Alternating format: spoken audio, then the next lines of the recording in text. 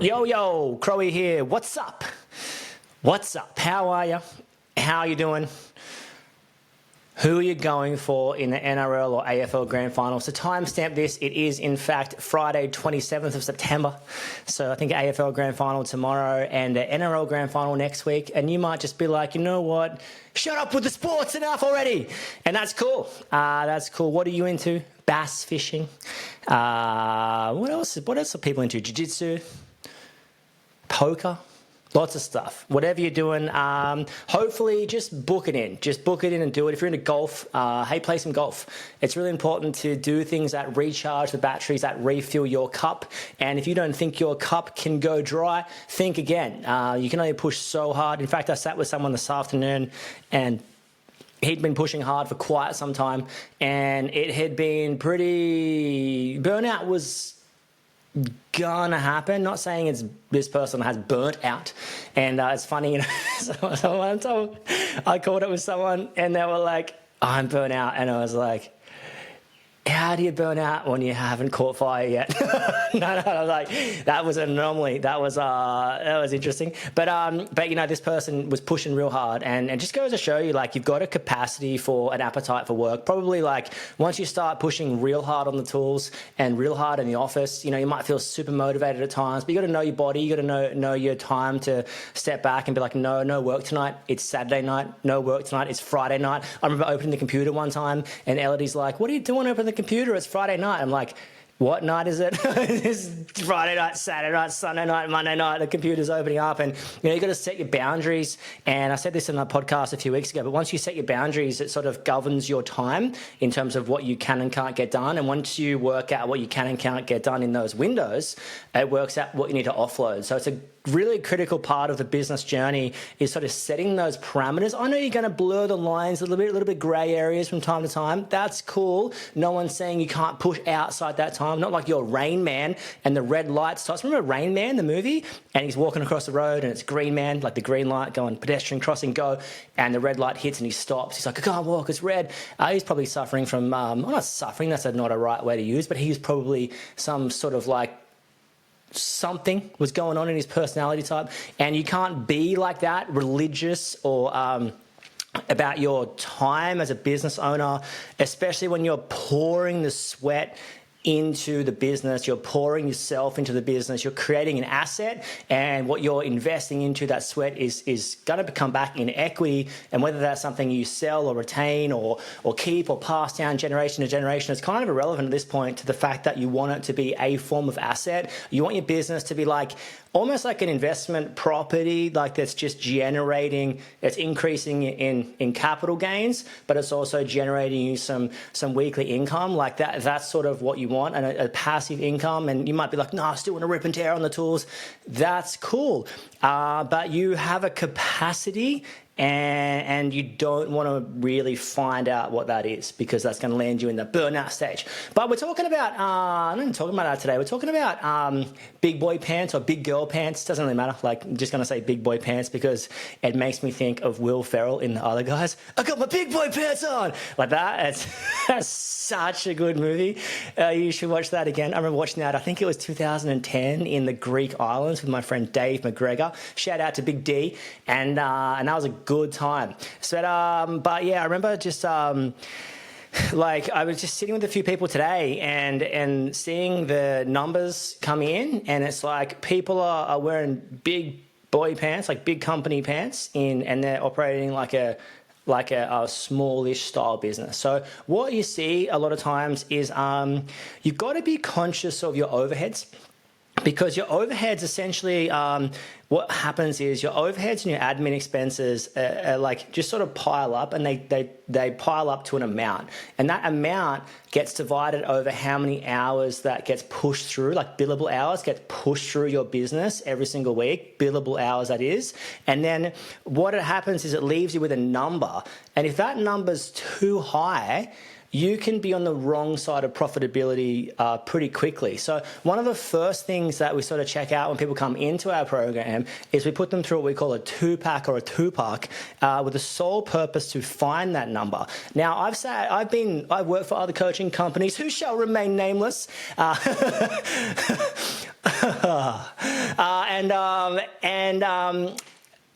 like what they'll do is they'll get that number, and then they'll be like, you need to charge more. So let's say your number, there's a very normal range for that number, and it might be like, it's sort of between 25 and 35 if you're 0 to 4 staff, and it's between sort of like 45, give or take 10 to 20%. But there's ways as you sort of push into that next realm, that next level, and there is a rhyme and a reason to that number, and that number gets there via a process. So it's like, no one just turns up to a working PowerPoint on the wall. Someone's got to like find what's live or run a new circuit in, and someone's got to like get the cable down there and fit it off and put it on. Like there's a process behind that live PowerPoint, and what you want is a PowerPoint tester, right? so you can check that it's actually live.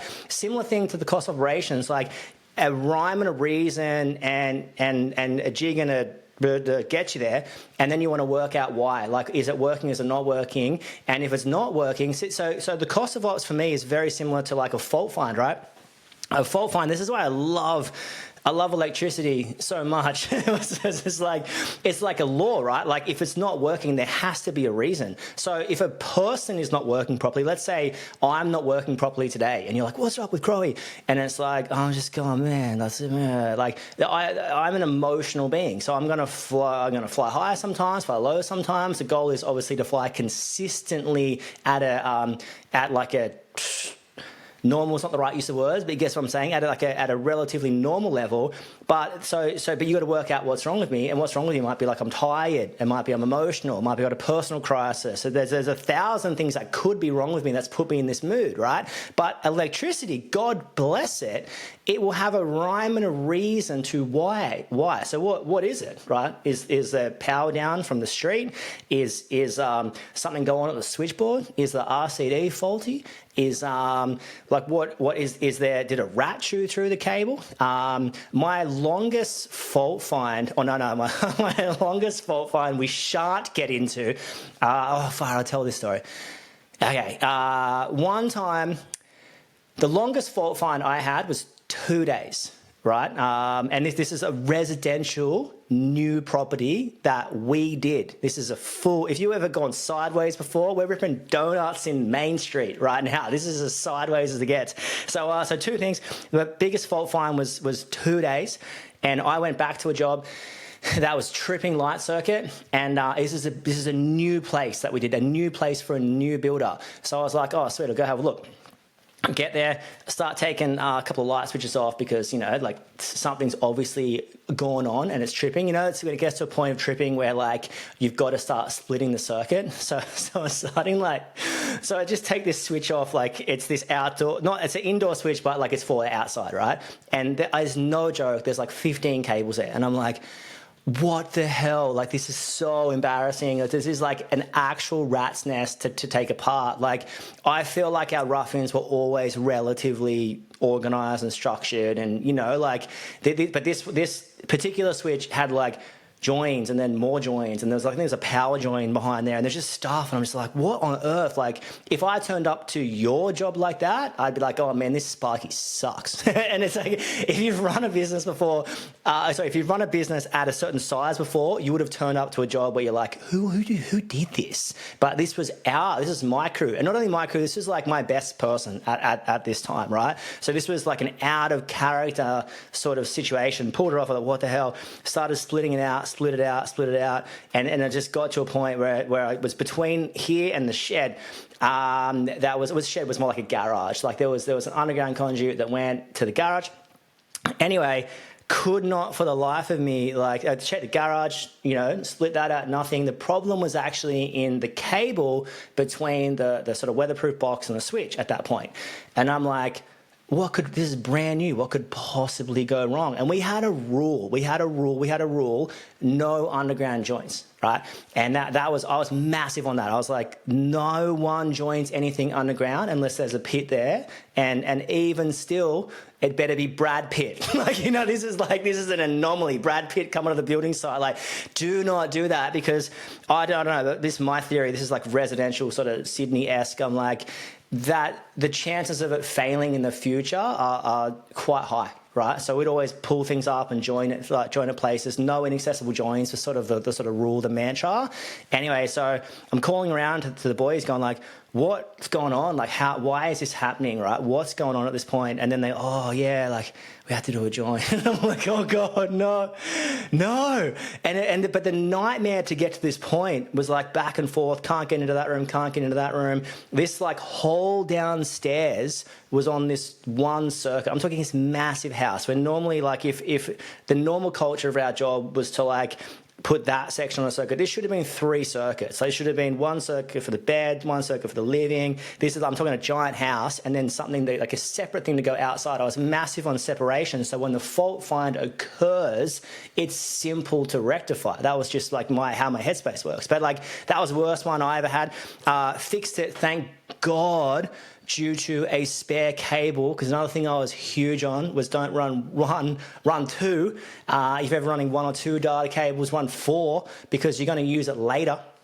It's massive. So like, thank God one of our policies was abided by. But anyway, like, and this other one we had took ages, like 4 or 5 hours, and I remember like literally getting to a point of splitting the circuit, and then getting to this point where I'm looking at this TPS go down the wall, down the cavity, and then I'm looking at TPS out of the power point, and I'm like, what the hell? How is there a fault here? Found in the cavity, TPS joins into cotton cable and joins back into TPS. And this is like my best mate from school's house. And I sent him a photo, and I was like, this is cooked as they come. And where's my money? This just cost you $1,000. Sucked in. No, I was sad. But it's expensive. Fault finding is expensive. And you've got to communicate to the client as you go, because it's like, it adds up, right? That thing adds up. Unfortunately, with the first 2-day fault find, I was unable to on-cost that because it was our fault. It was our stuff up, right? So if you ever stuff up, you just got to put your hand up and be like, you know what, we stuffed up. It's not good enough. We'll rectify this. But that's why I love electricity, because like you've got a rhyme or reason to why. So it's like, why is that not working? Why is that tripping? Let's trace it back. So a lot of times people land at this cost of ops number. Let's say it's $60 an hour, cost of ops 60. And then, okay, so you've got to charge, and you got your let's say you're paying $45 wages, 45 plus super is 50, 50 plus 60 is 110. Your raw cost is 110. And, let's say you operate at 80% efficiency, so that's going to put that up to 130. So you need to charge $160 an hour. And it is the most cooked way to do it. Like, it's so bad. Like, and I'm not saying you can't charge. I'm not talking about the amount. The amount's not what I'm talking about. It's like the methodology to get to that amount has a rhyme and a reason and a purpose. And if you don't have the right person showing you how you got to that amount, working out what led to that amount, can we decrease any operating expenses? Are we carrying in an extra car? Are we carrying an extra subscription we don't need? What are we carrying at this point? Like, how are we not getting enough hours in? Can we add this? Can we subtract that? Can we do that? That number is one of the most foundational, important, you need to understand that number. If you don't, I'd love to show you, because I feel like we do it better than anyone, and I feel like you could probably read our Google reviews and you could know that because of people tell people. But like, you need to know how you got to that number. You need to not take that number at face value, but you need to work out how to bring that down to a manageable level, or how to bring it up to a manageable level if it's too low. So sometimes you see that number being way too low. Let's say it's like $15 to $22 an hour. And that's too low, in my opinion. And how you get to that number is like, well, maybe I'm carrying extra apprentices. What's the reality of those 2 or 3 apprentices with 2 tradies remaining billable if I'm not on a certain type or certain style of job? So that number, or maybe the number of apprentices is correct to balance the hours out, but maybe, just maybe, I'm working 40 hours on the tools and 40 hours in the office. So maybe that number is so low because I haven't offloaded my admin, which would increase the admin expense, which would increase the fixed expense amount, which would now balance that number out at higher. So it's super interesting to how to get to that number. So you're looking at a couple of things. Like, what you need to do is, like, if you've ever seen someone, like, let's just say, for instance, that you're operating $40, you should be 25 and you're 65, right? $40. If you've got a 100-hour job, across that. It's like a $4,000 difference. So if someone's 10 grand and you're 14 grand, or 10 and you're 6, and you're like, oh, how the hell did that person get to that number? They're wrong. And then you get around your mates, and they're like, oh, you know, like that person's like the wrong, they hasn't calculated that properly, and bits and pieces. So you look at it and you're like, if you get around the wrong people, they give you the wrong advice, get the wrong advice, make some bad decisions, you can end yourself up in like, maybe you're overpricing things and you're too expensive, losing jobs, or maybe you're underpricing things, too cheap, winning jobs. Both are just as bad as each other. When you're spending a lot of time quoting, and maybe that number is too high, right? You're now looking at it going like, well, I'll quote, and I can't go any cheaper than that, but maybe you've got a foundational error in your understanding of how you got to that, your hourly rate number. And I know what you're thinking, like, oh, you know, I don't work on an hourly rate, I work on a price book. I just tell you to shut up. No, I tell you to, like, of course you're working on an hourly rate. The hourly rate's just inflated, potentially, or deflated due to your price book working or due to a price book not working. As a matter of fact, one of the most foundational errors I personally see is the charge out rate being, let's even call it correct, but the amount of those hours across the day is incorrect. And you can reference that back to, like, one of the biggest problems people are like, oh, I work on a price book, and it's like, well, is that correct? Like, are you getting the minutes in or the hours in? Like, can you travel with an apprentice or not with an apprentice? Do you send a good tradie or a great tradie? Or how is that minutes for me, or is that minutes for someone else? Who have you budgeted those minutes on, and what's going on at this point? Like, there's so much understand, and then also, like, how was that job handled? So it's not just a price situation, it's also a process situation. So your price can be correct, but if you send the wrong person, if you have the wrong tools, if you get like the wrong cavity you can't get down or up, if you get the wrong client that wants you to come back, or if you get the wrong materials and have to go, like, a faulty materials have to go back, there's so much going on here. So I would just encourage everyone, like, you have to know where that number is, or right around that number, and you have to go, like, is it correct or is it not correct? Because if it's not correct, either low or too high, that overhead per billable resource number, it's going to land you in some hot sauce, and you don't want to be in this hot sauce. So the hot sauce is too hot for you. It's too hot for you. I know you like spicy food. This is too hot for you. So it's just interesting, right? So like, try and next time and then my encouragement, and if you don't know what I'm talking about, just click the link in our like notes, or go to our Instagram or something like that, and just book a session with us. We'll show you, because it's like, it's really interesting. What you've got to do as a business owner is you've got to break out of that hamster wheel, dryer, washing machine, just like, oh, if I keep doing this, something, like, it'll just happen. And you know what? It's not just going to happen. Like, the reality is, like, you've got to make it happen. Like, the client's not going to fall in your lap. You've got to find that client. That number's just not going to sort itself out. You've got to find that number. The money at the end of the year is not just going to sort itself out organically. You've got to find out where it's going and bring it back. It's your business. It's your life. It's your situation. You've got to bring it back into submission. Like, that staff member might not sort him or herself out. You might have to have a challenging conversation about it. So it's super interesting. So numbers heavy, this little sort of podcast, but I would encourage you to the foundational importance of knowing your numbers. And I see a lot of stuff, like, maybe I just get hammered with coaching stuff because, like, maybe I, like, that's what I do, and it just, the algorithm just smashes me. But like, and heaps of stuff's like, oh, even if you're not a numbers guy, I do this, and you got to, and like, you have to some extent understand the numbers. Like, there's not actually okay just to fly blind. Like, you wouldn't do that in anything else. You wouldn't just turn up with a surfboard to some inland town.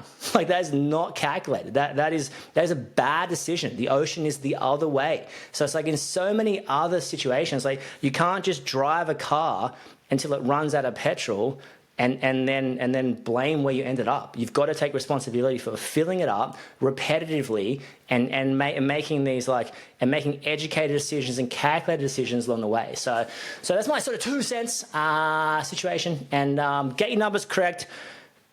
Don't take it for face value, but instead tweak, retweak, retwork, and manufacture and manipulate to an extent, to within a realm or reason, to a rhyme or reason that is in a realm of consistency with the ability to be able to grow the business profitably. It's my 2 cents. Peace.